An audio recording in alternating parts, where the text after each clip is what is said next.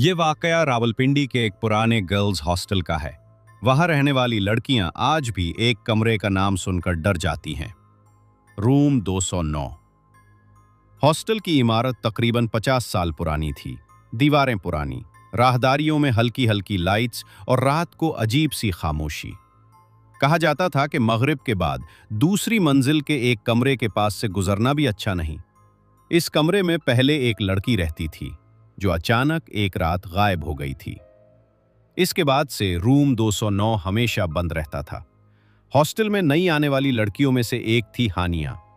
हानिया 19 साल की थी, बहुत खुश मिजाज और थोड़ी सी जिद्दी भी।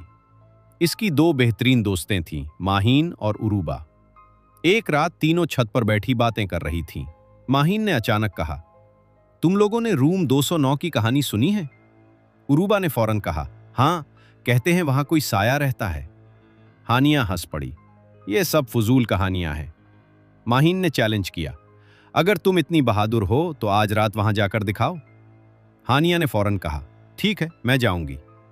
रात 11 बजे वो तीनों रूम 209 के सामने खड़ी थीं। दरवाजे पर पुराना सा ताला लगा हुआ था। माहीन ने किसी तरह वो ताला खोल लिया। दरवाजा आहिस्ता आहिस्ता खुला।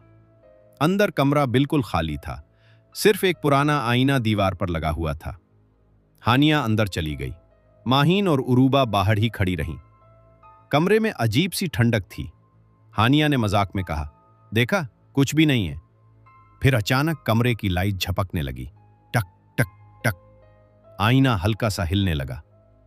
हानिया ने फ्लैशलाइट ऑन की। अचानक उसे आईने में अपने पीछे एक लड़के का अक्स नजर आया। वो फौरन पीछे मुड़ी, मगर वहां कोई नहीं था। जब उसने दोबारा आईने की तरफ देखा तो इस बार वो लड़का आईने के अंदर खड़ा था। वो बहुत खूबसूरत था, मगर उसकी आंखें स्याह थीं। लड़के ने आहिस्ता से कहा, आखिर कोई तो आया। हानिया के जिस्म में सनसनी दौड़ गई। तुम कौन हो? लड़का मुस्कुराया, मेरा नाम कामरान है। हानिया ने पूछा, तुम यहां कैसे आए? कामरान ने कहा, मैं यहां बहुत सालों से हूं और किसी का इंतजार कर रहा था। अचानक आईने की सतह पानी की तरह हिलने लगी और कामरान आईने से बाहर आ गया। हानिया हैरान रह गई। इस रात वो दोनों बहुत देर तक बातें करते रहे। सुबह हानिया बाहर आई तो उसने अपनी दोस्तों को कुछ नहीं बताया, मगर उसके बाद वो हर रात रूम 209 जाने लगी। कामरान उससे बातें करता, उसे कहानियां सुनाता, मगर जल्द ही अजीब वाकयात होने लगे।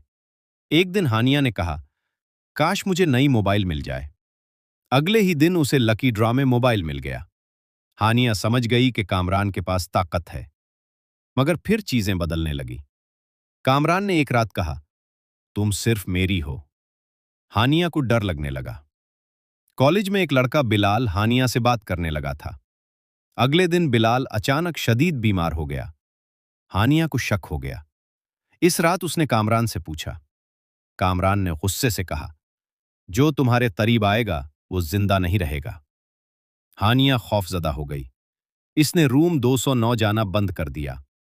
मगर उसके बाद हॉस्टल में अजीब चीजें होने लगी।